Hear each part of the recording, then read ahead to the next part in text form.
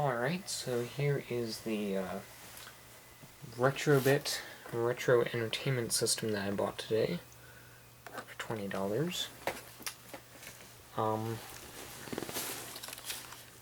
It is basically an NES on a chip sort of game console, basically an NES emulator that can play NES games. Maybe. It is very difficult to get the game cartridges into the system. Maybe it's just because it needs to break in a little bit, or maybe, I don't know. But yeah, it is a nice little system, though it definitely has its flaws. It's still good, but it has flaws. And I'll get to those as we go along. First off, what you get in the box, not a whole lot. You basically get two of these controllers, which have a D-pad, start and select buttons, a slow button, A and B, and then turbo for A and B. Then you get the system itself, a 6-volt power adapter, and video cables to go to a TV or VCR. You don't get any instructions of any sort, no warranty thing or anything. You just get all the physical parts, that's it. So, you know. What else? I guess the first thing we can do is take a physical tour of the unit. Not that it's going to be exciting, but, you know. It's quite a small little unit. I mean, it has about the same footprint as a Nintendo GameCube. Though it's a lot smaller than a GameCube. I do like the basic styling of the unit. It's just a simple gray or silver and black colored design with just simple squared edges and everything. Definitely looks quite appealing. It's very small, very lightweight. I can hold it with one hand. So on the top you have your cartridge slot where you would put the game. Power button, little LED light, and a reset button. Very clicky reset button. They're both very clicky.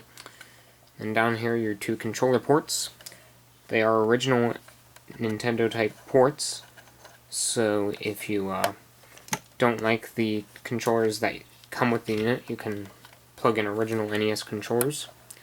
Or you could just take one of these and take one of these ports off to replace the port on your original Nintendo.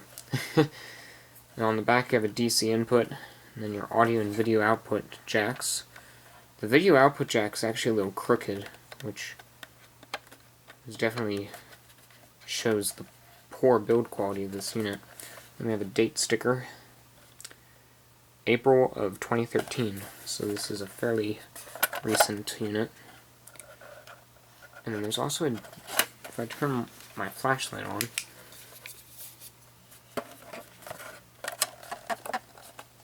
there's a date code in there too, but it says May 19th, 2008.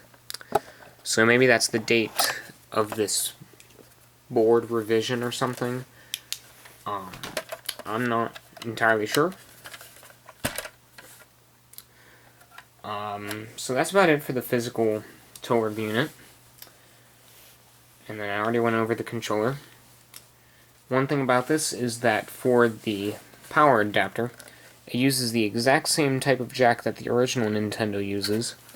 However, this uses a 6-volt power adapter, and the original Nintendo uses a 9-volt power adapter. So the two different adapters are not interchangeable.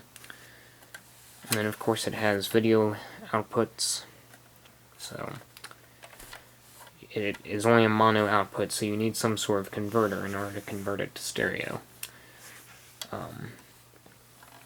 What else? I guess now I'm going to just tell you some of my different likes and dislikes about this thing. I'll start with the disadvantages, or the cons of this thing. While it is a very small, lightweight unit, it's also very cheaply built. You can see how flimsy this plastic is. You You can see how much it bends out of position whenever I put my thumb on it. And it even moves the position of the cartridge slot or whatever. There's no type of RF shielding inside. There's absolutely no metal in here. In fact, you can see this is about the same size as a Model 3 Sega Genesis. However, this is a lot heavier, and that's probably in part due to the heavy metal shielding that they use inside of here. Plus, this was made in Mexico. This was made in China, so different quality there.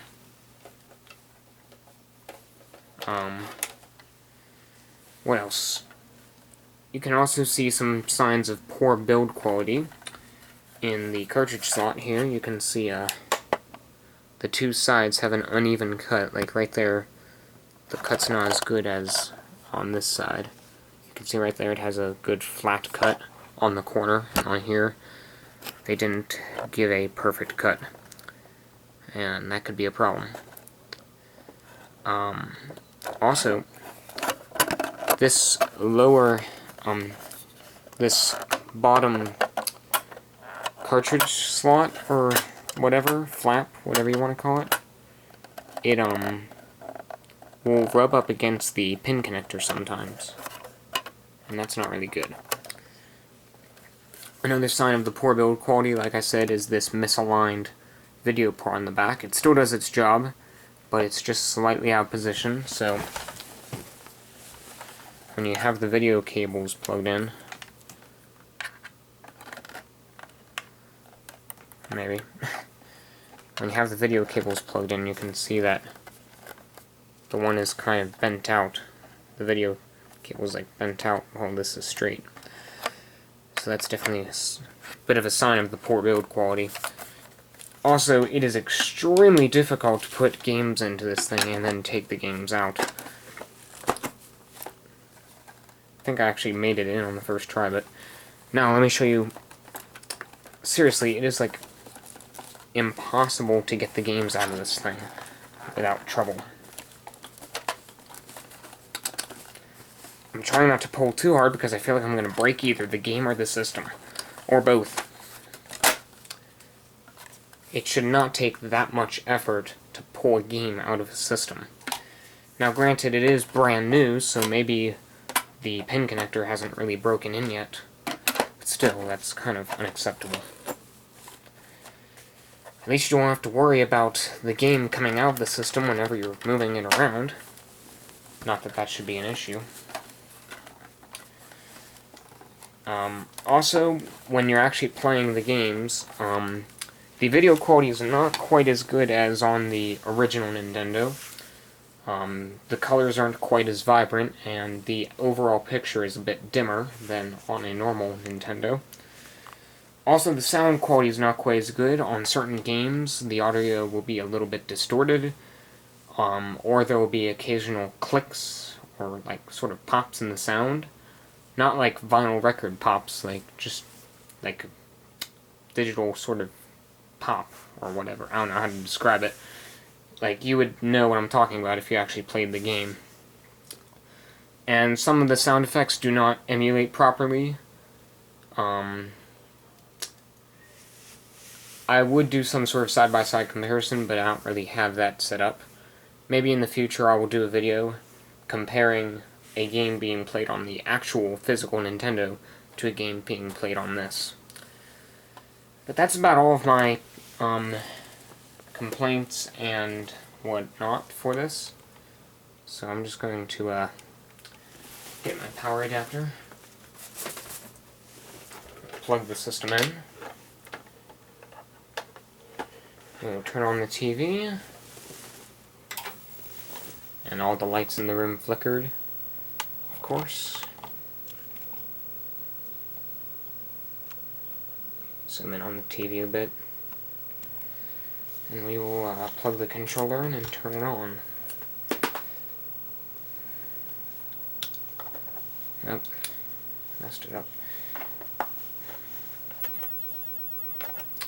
Oops. cartridge wasn't in the whole way. Because again, it's very difficult to get games in and out of this thing. Now let's just play a different game in. Alright, seriously, look at this.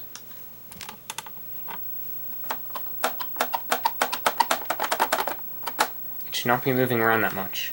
Seriously, with one game it was nearly impossible to get the game out. With this one, it just wiggles around in there.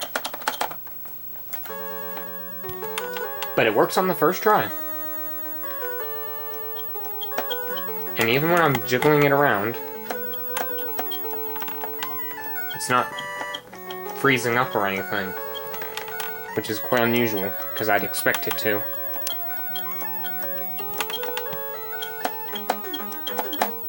It's weird. Didn't even notice that before. But it plays most games fine.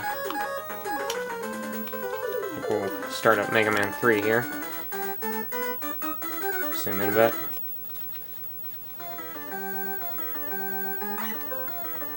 I'm gonna adjust the white balance real quick for the TV.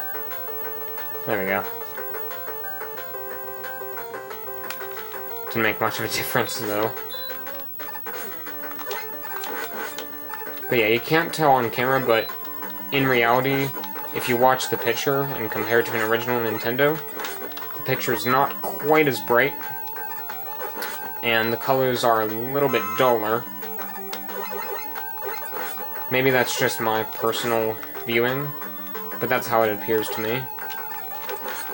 I do like how these controllers have a turbo on them. That is nice. The fact that these controllers have turbo makes certain games, like Mega Man, a lot easier. And it's been a while since I've played this game.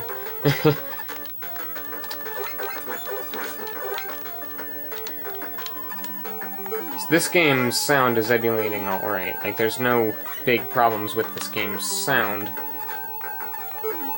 But, that's another thing. If you press in the reset button, but you don't release it, it just freezes the game. And then you release the reset button, and it actually resets the game. So let's take out Mega Man. Let's get Super Mario... Ow! Let's get Super Mario Brothers.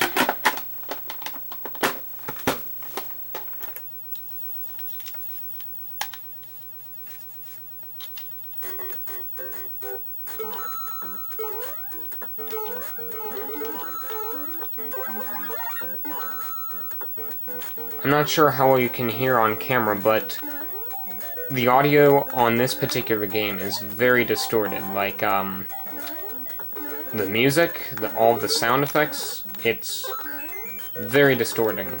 Or it's all very distorted, and it's not really pleasant to hear. And the original Nintendo does not have this problem at all. So...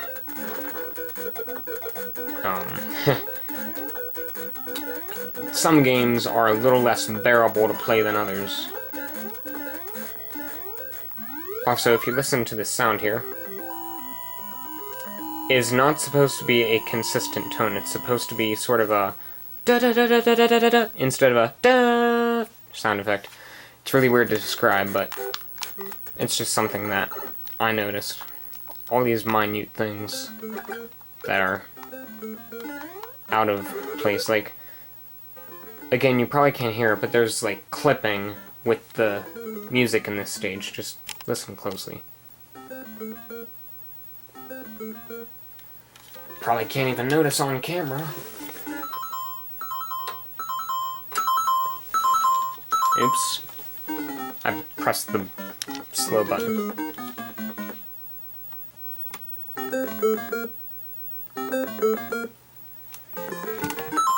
Probably still can't notice,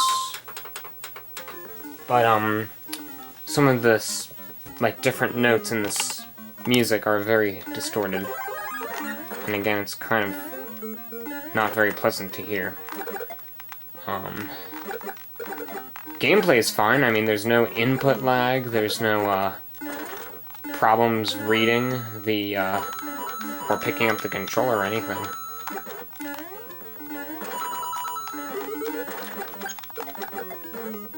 Even has the sprite flickering. And that was stupid.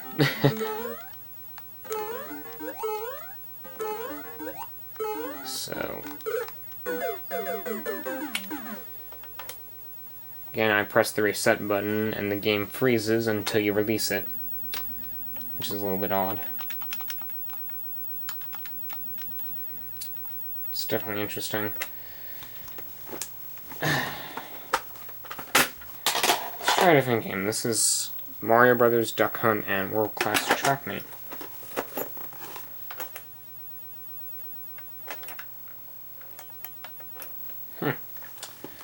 Doesn't want to work.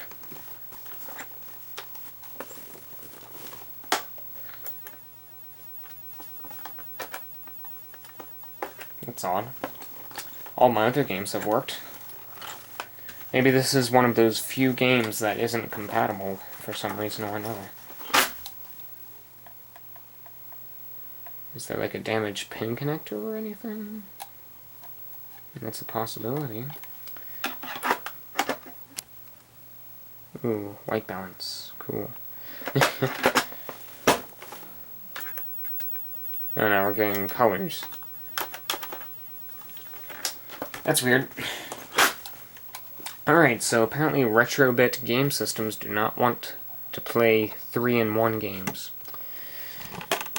But I'd say that's about it for the Retro Entertainment System. I mean, it plays most NES games perfectly fine. I mean, these two games work fine, and all of my other NES games work fine, but for some reason this one won't. I don't know. And the controllers are fine, and they're comfortable to hold for the most part. And they seem to work okay. I guess all I can say is the build quality is not that good, and like I said, it does have emulation problems with a few games, and then there's just some games that don't work at all. So I guess my only test I can do on this after this video is how long will it last before it stops working. Don't know when that'll happen, so I don't know. But that's all for today. Hope you guys enjoyed this video.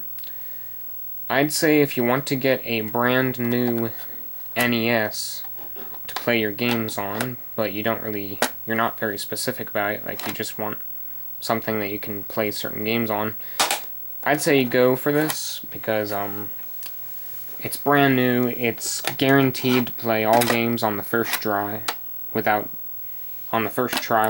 jiggling or jiggling the cartridge around or blowing into it. And I bought mine for $20. I'm not sure if that's what it sells for everywhere, but that's what I got for brand new. And you may be able to find an original Nintendo for that price, but a lot of times they'll be more expensive than that. And plus, a lot of times with a used Nintendo, you have to clean it out, you have to maybe do minor repairs to it. Sometimes, not always, but that's just something to keep in mind if you want to choose between a brand new Nintendo, what's it called, aftermarket system or replica or whatever, and the original thing. It all really depends on what you're looking for. I would honestly go for the original Nintendo simply because it's it's the actual legit Nintendo product and not some cheap aftermarket knockoff. But this will get the job done, especially if you're very space conscious. This is probably about I'd say a fourth the size of the original system. And again, in some cases it's a lot cheaper, in other cases you may be able to find an original for the same price. So, I don't know, I've never really done a game review on this channel before. Should I give this thing a rating? I guess I will. I'll give it, on a scale of 1 to 10, I think I'll give this a 7 out of 10. Because it has its flaws, but, I mean, it pretty much does what it's supposed to. And I haven't had any big issues with it yet, other than this one game, so... I guess that's all. Hope you guys enjoyed the video.